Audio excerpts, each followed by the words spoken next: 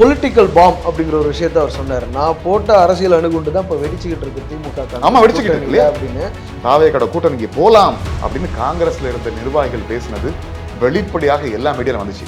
கம்யூனிஸ்டுகளும் அதிக சீட்டு கேட்கறாங்க, டிமாண்ட் பண்றாங்க. அது நல்ல விஷயம். It is a political bomb. சீமான் அவர்களை தேசியத்தை தவிர்த்து விடுங்கள். நிறைய பொய் மூட்டைகளை மட்டுமே அவிழ்த்து விடக்கூடிய ஒரு நபராகத்தான் நாங்க பாக்குறோம். தம்பி வருவாரு, தம்பி வந்தா நானும் சேர்ந்து தான் பண்ணுவோம். அதுக்கப்புறம் லாரி மோதி சாவன் சொன்னதெல்லாம் யாரு? ரஜினிகாந்த் அவர்கள் எவரை தரம் தாழ்ந்து பேசினாரு தெரியும். அப்புறம் வீட்டுல போயிட்டு ரஜினிகாந்த் ஒரு மிக தன்மையான மனிதர்னு சொல்லுவாரு. காலேஜ் போயிட்டு இருந்த பையன் கட்டடிச்சுட்டு வந்திருக்கிறான் அப்படிங்கிற ஒரு விஷயத்த சொல்றாரு.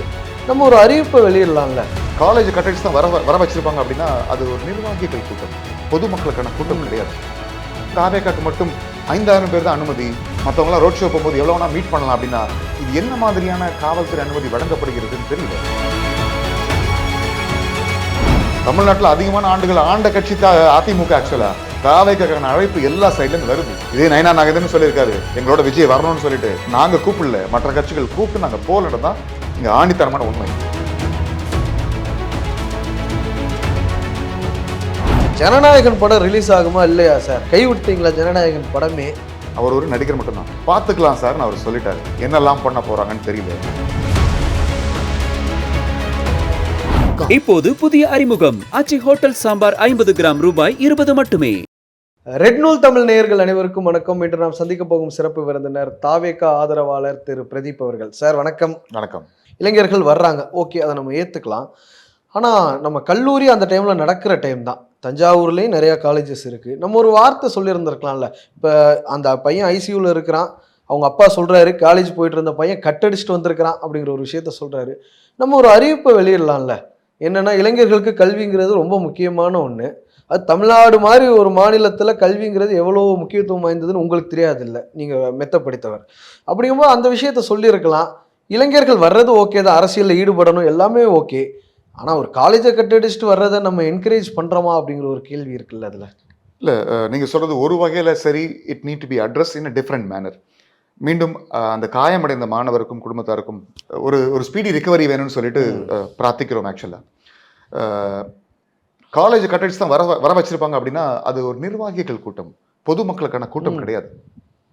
ஆனா நம்ம காலையிலே தெளிவாக சொல்லப்பட்டிருக்கு. பெண்களை தள்ளி விட்டுட்டு பசங்க எல்லாம் ஓடுறாங்க, ஒரு சினிமாக்கு டிக்கெட் எடுக்கிற மாதிரி விஷயங்கள் நம்ம பார்க்கிறோம். திரும்ப சொல்றேன், QR கோடு தான் வழங்கப்பட்டிருக்கு. அந்த QR கோடு யாருக்கு கொடுக்கப்பட்டிருக்கோ அவங்க மட்டும் தான் வரணும். 4900 பாசஸ் மட்டும் தான் வழங்கப்பட்டிருக்கு. இவ்வளவு தெளிவா மீடியாலையும் இந்த விஷயம் வருது. அதையும் தாண்டி மக்கள் வராங்க. பொதுச் செயலாளர் சொல்றாரு, கண்டிப்பா எங்க சைட்ல நாங்க இன்னும் போதிய விழிப்புணர்வை ஏற்படுத்த வேண்டும், அதை செய்வோம். இப்போ நீங்களே சொன்னீங்க பொதுச் செயலாளர் சொல்றாரு சொல்லிட்டு இது மீண்டும் மீண்டும் மக்கள்கிட்ட வழங்கப்படுது. ஆனா ஒரு மிகுதியான அன்பு இருக்கும் பொழுது இது வருது. இதுக்கு முன்னாடி அதீத அன்புங்கிறது சம்டைம்ஸ் அது அன்பார்ச்சுனேட்டா முடிஞ்சிடக்கூடாது இல்ல sir? Yes, it is happening. நான் அதான் திரும்ப சொல்றேன். ஆக்சுவலா போதிய கட்டுப்பாடுகள் இன்னும் கொண்டு வரணும். அதற்கான ரெஸ்பான்சிபிலிட்டியை நாங்க இன்னும் அதிகமாக எடுத்துக்கிறோம், செய்யறோம். ஆனா அந்த கூட்டத்துக்கு போதியமான மக்களுக்கு அனுமதி கொடுத்திருந்தால் இந்த அசம்பாவிதம் நடந்திருக்காது இல்ல. பொதுமக்கள் பார்க்க ஆசைப்படுறாங்க. அது எங்களுக்கு மட்டும் தாவேகாக்கு மட்டும் 5000 பேர் தான் அனுமதி, மற்றவங்களாம் ரோட் ஷோ போகும்போது எவ்வளோனா மீட் பண்ணலாம் அப்படின்னா இது என்ன மாதிரியான காவல்துறை அனுமதி வழங்கப்படுகிறதுன்னு தெரியல. ஒரு கூட்டத்துக்கு பர்மிஷன் கேட்டா, இப்போ கரூரே சொன்னேன், லாஸ்ட் மினிட் வரைக்கும் சுத்திக்கிட்டே இருக்கு. ஒரு கிளாரிட்டி இல்லை. ஈவெண்ட் ஆர்கனைஸ் பண்ணணும், ஈவெண்ட் ஆர்கனைஸ் பண்ண இவ்வளவு விஷயங்கள் செய்ய வேண்டியிருக்கு. நேற்று நைட்டு பர்மிஷன் கொடுத்துட்டு இன்னைக்கு சாயங்காலம் ரெடி பண்ணா அதை பண்ண முடியாது. அதுல பிழைகள் நடக்கும். அன்னைக்கு விஷயத்துல என்னன்னா பொதுச் செயலாளர் ஆனந்த் அவர்கள் மதியம் தலைவர் தளபதி அவர்கள் 12 மணிக்கு வருவாருன்னு சொன்னாரு. அந்த தகவல் கூட மக்களுக்கு போய் சேர்ந்திருந்து கூட மத்தியானத்திலேருந்து கூடியிருக்கலாம். இப்படி ஒரு விஷயம் கூட இருக்குதானே. காவல்துறை மட்டுமே நம்ம சொல்றோம். நான் கேட்கிறேன், அவர் ஒரு வார்த்தை தவறா சொல்லிட்டாருன்னு அதையே அதை தாண்டி காலையில விஜய் நான் வீட்டுல இருந்து கிளம்புற வரைக்கும் மொத்தமா வந்து எல்லா டிவிலும் லைவ்ல தான் ஓடிக்கிட்டு இருக்கு. யாரும் பிளாக்லாம் பண்ணல. அவர் வந்து 9 மணிக்கு நான் நாமக்கல்ல இருப்பேன்னு சொன்னாரு. இல்ல, ரைட். அது டிலேஸ்க்கு நிறைய காரணங்கள் இருக்கலாம். ஆனா பர்மிஷன் கொடுத்த டைம் ஒன்று இருக்குல்ல. கரூர்ல என்ன பர்மிஷன் கொடுத்தாங்க? 3 மணி முதல் 10 மணி வரை. இது எல்லா மீடியாலும் திரும்ப முன்னாடி நாளே திரும்ப சொல்லிட்டு இருந்தாங்க. அதனால ஆனந்த் அவர்கள் ஒரு வார்த்தை தவறா சொல்லிட்டாரு. ஆனந்த் அவர்கள் தான் இதுக்கு மொத்தம் காரணம். ஆனந்த் வந்து அந்த கட்சியில உள்ள கடைநிலை தொண்டன் கிடையாது. திமுகல ஒரு துரைமுருகன் மாதிரி, அதிமுகல ஒரு KP முனுசாமி, நத்தம் விஸ்வநாதன் மாதிரி, அகில இந்திய காங்கிரஸ்னா ஒரு வேணுகோபால் மாதிரி. Right, I agree. நான் இல்லைன்னு சொல்லல. நான் அதை தான் திரும்ப சொல்றேன். பட் மக்களுக்கு இந்த விஷயம் புரியும். அவர் வீட்லேருந்து காலையில கிளம்புறதுலேருந்து இப்ப விஜய் எங்க இருக்காருன்ற ரைட் அப்டேட் வந்து எல்லாருமே தெரியும். மக்களுக்கு அந்த விஷயம் கொண்டு போயிருக்கலாம். ஆனா தலைவர் வந்தா கிட்ட இருந்து பார்க்கணும், அதனால முன்னாடியே வந்து நிக்கணும்னு ஒரு கூட்டம் வந்தாங்கல்ல. நிறைய விஷயங்கள் உள்ள இருக்கு. எகைன் நான் திரும்ப சொல்றேன், இட் இஸ் அண்டர் ட்ரையல். இன்னொரு விமர்சனத்தை முன் வைக்கிறாங்க. It is under trial. நம்ம திரும்ப இதை டிஸ்கஸ் பண்ண வேண்டாம். டிஸ்பியூட்குள்ள போக வேண்டாம் அதிகமா. அதனால நம்ம கடந்து போயிடலாம். இன்னொரு விஷயம் சார், நேத்து என்னன்னா ஹிந்துல ஒரு ஆர்டிக்கல் வந்தது, ஹிந்து மாதிரி ஒரு பத்திரிகையில பொலிட்டிக்கல் பாம் அப்படிங்கிற ஒரு விஷயத்த அவர் சொன்னார். நான் போட்ட அரசியல் அணுகுண்டு தான் இப்போ வெடிச்சுக்கிட்டு இருக்கு திமுக அப்படின்னு.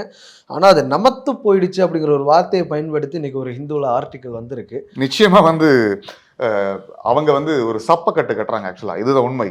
ஹிந்து திமுக ஆதரிக்கக்கூடிய பத்திரிகைன்றது மிக தெளிவா தெரிகிறது. இதான் உண்மையும் கூட. நம்ம அப்படி கரைப்பூச வேண்டாம் இந்த பத்திரிகையை நோக்கி. இல்ல, ஒரு பத்திரிகை நமத்து போச்சுன்னு கரை பூசும் பொழுது அவங்களுக்கு அது தெரிய வேண்டாமா நான் கேட்கிறேன். இல்ல சார், இதை விட விமர்சனங்களை வந்து ஜெயலலிதா மீது முன்வைத்திருக்காங்க, கலைஞர் அவர்கள் மீது முன்வைத்திருக்காங்க, எம்ஜிஆர் அவர்கள் மீது முன்வைத்திருக்காங்க. ஆளுங்க அரசு மீது சிவகங்கையில ஒரு படுகொலைகள் நடந்திருக்கு, திருடல் நடந்திருக்கு. ஹிந்து இதை பத்தின ஆளுங்கட்சி சட்ட ஒழுங்கு சீர்கேடு நடக்கிறதுக்கு காரணமா இருக்காங்க. மிஸ்டர் ஸ்டாலின் ப்ளீஸ் ரிசைன் ஏன் ஹிந்து ராம் எழுத மாட்டாரு? இந்த கேள்விக்கான பதிலும் அவர் சொல்லணும் இல்ல. இதன் மூலமே தெரியுது ஒரு ஊடகம் மற்ற கட்சிகளுக்கு எப்படி நடந்து கொள்கிறது, இன்னைக்கு வந்து தாவேக்கான்ற ஒரு புதிய கட்சிகள் எப்படி நடந்துக்கிற வித்தியாசம் தெரியுது. நமத்து போச்சுன்னு ஒன்று சொல்றீங்கல்ல, இதுக்கு நான் திரும்ப ஒரு விளக்கம் கொடுக்குறேன். ஆக்சுவலா இதே காங்கிரஸ் தள்ளுமுள்ளோட இப்போ வரைக்கும் நிக்கிறாங்கல்ல, ஆட்சியிலும் பங்கு அதிகாரத்திலும் பங்குன்ற விஷயத்த காங்கிரஸ் நிர்வாகிகள் வெளிப்படையா பேசினா நம்ம பார்க்க முடிஞ்சுதா முடியலையா? இல்ல, அவங்க சொன்னாலுமே திமுக அதுல ஸ்ட்ராங்கா இருந்தது. That is right. அது தமிழ்நாட்டுக்கு செட் ஆகாது. ஆனா காங்கிரஸ் வந்து அவங்களுடைய கோரிக்கை கேட்டாங்களா இல்லையா? முந்தா நேத்து வரைக்கும் இந்த பிரச்சனை இழுத்துக்கிட்டே தானே இருந்துச்சு. ஆக்சுவலா அதுக்கு அந்த பொலிட்டிக்கல் பாம் வாஸ் ரெஸ்பான்சிபிள். இதே அவங்க தாவேக்காவோட கூட்டணி பேசுறாங்க, நாங்க அபிஷியலா பேச கிடையாது. ஆனா அவங்க பேசணும், தாவேக்காவோட கூட்டணிக்கு போலாம் அப்படின்னு காங்கிரஸ்ல இருந்த நிர்வாகிகள் பேசினது வெளிப்படையாக எல்லா மீடியால வந்துச்சு. இது காங்கிரஸ் மட்டும் கிடையாது, கம்யூனிஸ்ட்லாம் அதிக சீட்டு கேட்கறாங்க, டிமாண்ட் பண்றாங்க. தி டிமாண்ட் ஹஸ் கான் அப். அது நல்ல விஷயம். It is a political bomb. Demand அவங்க அதிகமா வச்சாலுமே அவங்க விஜய் ஆட்சி அதிகாரத்துல பங்கு தரன்னு சொன்னப்பவும் கூட அவங்க வரல அப்படிங்கிறத நம்ம பார்க்க முடியுது. இன்னொன்னு, நீங்க சொல்றீங்க நாங்க யாரையும் கூட்டணிக்கு அழைக்கல, அவங்க தான் எங்களை காமிச்சு இது பண்றாங்கன்னு. சீமான் அவர்கள் நேத்து கூட ஒரு பிரபல பத்திரிகைக்கு ஒரு பேட்டி கொடுத்திருக்கிறார். புதியதாக ஆரம்பித்த கட்சியிலேருந்து எனக்கு துணை முதலமைச்சர் ஆஃபர் கொடுத்தாங்க அப்படின்னு. யாருடைய கட்சியா இருக்கும்? அவர் தான் கேட்கணும். தமிழ்நாட்டில் நிறைய கட்சிகள் நிறைய ஆரம்பிக்கப்படுகிறது. இதே தம்பி வருவாரு, தம்பி வந்தா நானும் சேர்ந்து தான் பண்ணுவோம், அதுக்கப்புறம் லாரி மோதி சாவன் சொன்னதெல்லாம் யாரு? அது வேற வாய், இது வேற வாய்.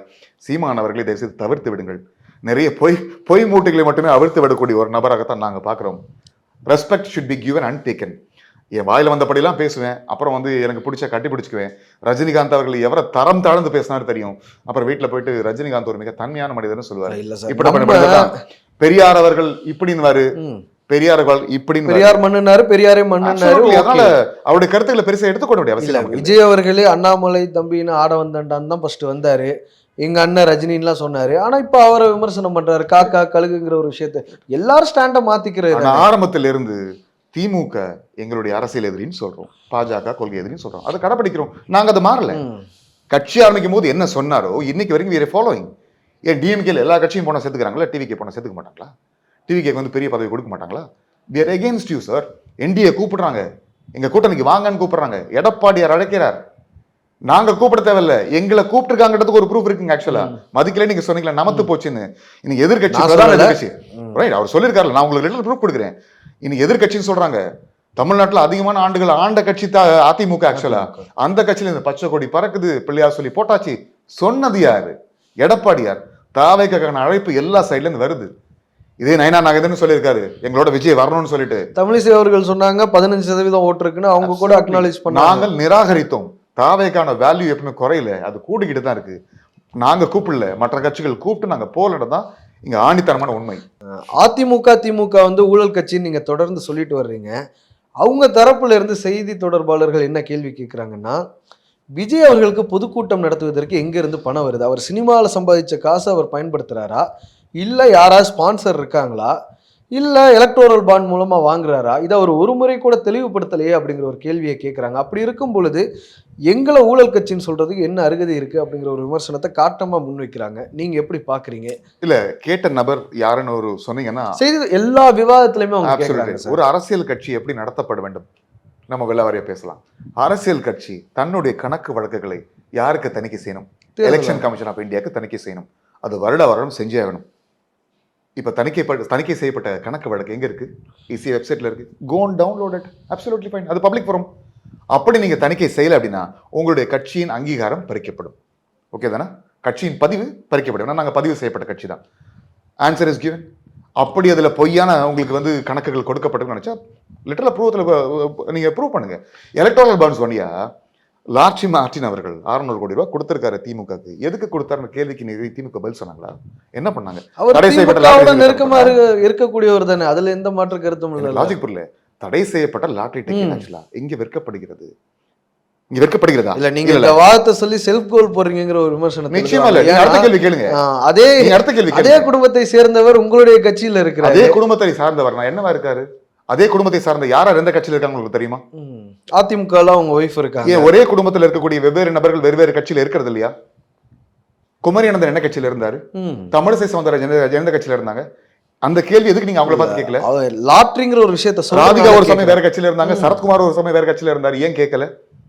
இதெல்லாம் ஹேப்பனிங் இன் தமிழ்நாடு. ஒரே வீட்டுல இருந்தா கூட ஒரு வீட்டுல 4 பேர் இருந்தா 4 பேர் ஒரே கட்சிக்கு ஓட்டு போனதா இருக்கா? நிச்சயமே கிடையாது. அது தனிப்பட்ட நபருடைய விருப்பம். அதை தீர்மானிக்கக்கூடிய விஷயம் அங்க இருக்கு. அவர் அப்படி இருந்தா இவர் இப்படி சொல்ல முடியாது. அதே மாதிரி ஒரு நபர் கொலை செய்தா இருந்தா குடும்பமே கொலைகார குடும்பம் நீங்க சொல்லுவீங்களா? அந்த முத்திரையை பதிக்க முடியுமா? நிச்சயமா கிடையாதுல்ல. அதே வாதம் தான் இங்கேயும். அரவிந்த் கெஜ்ரிவால் போன்ற தலைவர்கள் அவங்களுடைய கணக்கு காமிச்சாங்க, சம்பளம் இவ்வளோ, இந்த மாதிரி விஷயங்களை காமிச்சாங்க. 2013 அவங்க அரசியலுக்கு வரும்போது விஜய் அவர்கள் அந்த மாதிரி எதுவும் பண்ணல. இந்த மாநாடு இப்ப இவ்வளவு நடந்தது, தஞ்சாவூர் நடந்தது, ஈரோடு நடந்தது. Election commission of India submit பண்ணியாச்சு. You can go and check the details there. அதுக்கு கண்டிப்பா நான் விளக்கம் கொடுத்தா நீங்க நம்ப போறது கிடையாது. நீங்களே டவுன்லோட் பண்ணி பாருங்க. உங்களுக்கு அதுல புரிதல் இல்ல, கிளாரிபிகேஷன் தான். இதே மாதிரி வேற யாராவது கூப்பிட்டு கேள்விகளை அடுக்குங்க. அதை நம்ம தனியா விலாவரியா பேசலாம். நம்ம திருச்சியில மாநாடு நடத்த திட்டமிடப்பட்டுள்ளதா சொல்லியிருக்கு. ஏற்கனவே கரூர்ல அவங்க முப்பெரும் விழா நடத்தினாங்க. அதன் பிறகு நடந்ததுக்கு அப்புறம் தான் ஒரு அசம்பாவிதம் நடந்தது.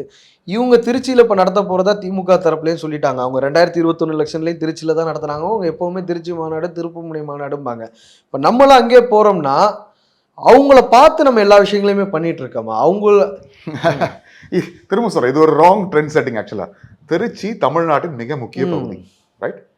அங்க மாநாடு நடத்தக்கூடாது சட்டம் இருக்கா? இல்ல திமுக நடத்தின இடங்கள்ல தாவேக நடத்தக்கூடாது ஒண்ணு இருக்கா? கரூர் செப்டம்பர் பிளான்ல இல்ல, டிசம்பர் பிளான்ல தான் இருந்தது. உங்களுக்கு நல்லாவே தெரியும். ஆனா திமுக இங்க நடத்தினதுக்கு அப்புறம் அடுத்த அவசரம் பண்ண போறோம். அதை போஸ்ட்போன் ப்ரீபோன் பண்ணக்கூடாதா? அது உங்களுடைய உரிமை. அப்சல்யூட்லி அதான் நடந்திருக்கு. இது என்ன விஷயம்? ஆக்சுவலா திமுக நடத்துது அவங்களுடைய விருப்பம், தாவேக நடத்துது எங்களுடைய விருப்பம். இதே தாவேக்கா நடத்துதுன்னா அதே ஸ்டைல பார்த்து காப்பி அடிக்கிற முதல்வரையும் பார்க்க முடியுது. அதே கலர் பேண்ட் சட்டை, அதே மாதிரி கை காமிக்கிறது, அதே மாதிரி ரேம்ப் வாக்கு. நம்ம அப்படி 2021 பண்ணாங்க சார். புரியல சார். ரேம்ப் வாக் 2021 பண்ணாங்க. அரசியலுக்கு அப்புறம் தான் விஜய் அவர்கள் நீங்க ரேம்ப் வாக் பாக்குறீங்க. நடிகராக இருக்கும் பொழுது எப்படி எல்லாம் ரேம்ப் வாக் பண்ணிருக்காரு உலகமே பார்த்திருக்கு. ஆக்சுவலா அதுவும் நடந்திருக்கு. இந்த கம்பேரிசன் இங்க மட்டும் நம்ம வைக்க வேண்டாம்.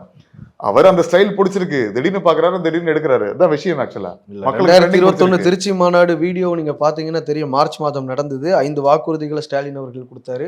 அப்பவும் இதே மாதிரி ரேம்ப் வாக் இருந்தது. உடைய பத்தி நீங்க சொல்றீங்க அப்படின்னா ஜெகன்மோகன் ரெட்டியை பார்த்து விஜய் அவர்கள் காப்பி அடிக்கிறாரு. அதே வெள்ளை சட்டை, அதே காப்பி கலர்ல பேண்ட். அப்படிங்கும் போது நீங்க ஸ்டாலின் அவர்கள் காப்பி எடுத்து ஒப்புக்கொள்ளுங்கள், அப்புறம் நம்ம அந்த டாபிக் பேசலாம். இல்ல அப்படி ஒப்புக்கொள்றேனே வைங்க. எனக்கு ஸ்டாலின் அவர்கள் எனக்கு அந்த விஷயங்கள் ஸ்டாலின் அவர்களுக்கு சப்போர்ட் பண்ணணும்னு எனக்கு என்ன. ஒருவேளை நீங்க சொல்ற தமிழ்நாடு பத்தி பேசலாம், வார்த்தை நான் ஏத்துக்கிறேன். தமிழ்நாடு பத்தி பேசலாம். ஓகே, இதை விட்டாச்சுன்னா இதே திமுக காரன் புதுசா உனக்கு கண்டுபிடிப்போம். மலேசியால என்ன பண்ணாரு தெரியுமா? அங்க இருந்த ஒரு அமைச்சர் இப்படிதான் எக்ஸாம்பிள் கொண்டு போவாங்க. அவங்களுக்கு முட்டு கொடுத்து ஒரு டீம் இருக்குது, பெரிய டீம் இருக்கு. அப்படிதான் அவங்க செய்வாங்க. ஜனநாயகன் படம் ரிலீஸ் ஆகுமா இல்லையா சார்? கை விட்டீங்களா ஜனநாயகன் படமே? ஏன்னா விஜய் அவர்களை சுற்றி பல்வேறு எதிர்மறையான விமர்சனங்கள் தான் சோசியல் மீடியாலையும் சரி, பிரைம் டைம் நியூஸ் சேனல்லையும் நடந்துகிட்டு இருக்கு. ஜனநாயகன் படம் இப்போ அவ்வளோதானா? மலேசியாவில் அந்த இசை வெளியீட்டு விழாப்போ மிக தெளிவாக விஜய் அவர்கள் சொல்லியிருப்பார். ஆக்சுவலா சும்மாவே எனக்கு எதிர்ப்பு வரும், அரசியலுக்கு வேற வந்தாச்சு, என்னெல்லாம் பண்ண போறாங்கன்னு தெரியல, இதெல்லாம் ப்ரொடியூசர் ஆல்ரெடி டிஸ்கஸ் பண்ணியாச்சு, பார்த்துக்கலாம் சார் அவர் சொல்லிட்டாரு. அதற்கு பிறகுதான் இதை ஸ்டார்ட் பண்ணுன்ற விஷயத்தை அவர் தெளிவாக சொல்லிட்டாரு. தயாரிப்பு நிறுவனம் எவ்வளோ நட்டத்தில் இருக்கும்னு உங்களுக்கு தெரியாது இல்லை? கிட்டத்தட்ட 2 மாதங்களா படம் ரிலீஸ் ஆகலைன்னா எவ்வளோ நஷ்டத்தில் அவங்க கண்டிப்பாங்க அப்படின்னு. அப்படி இருக்கும் பொழுது கூட பாஜக தான் முடக்குதுங்கிறது வெளிப்படையா தெரியுது சார். அதுல எந்த சந்தேகமும் கிடையாது. பாஜகவை நோக்கி பெரிய அளவில் கேள்விகள் கேட்கலையோ விஜய் அவர்கள்? Producer side I will handle அவர் சொல்லிட்டார்.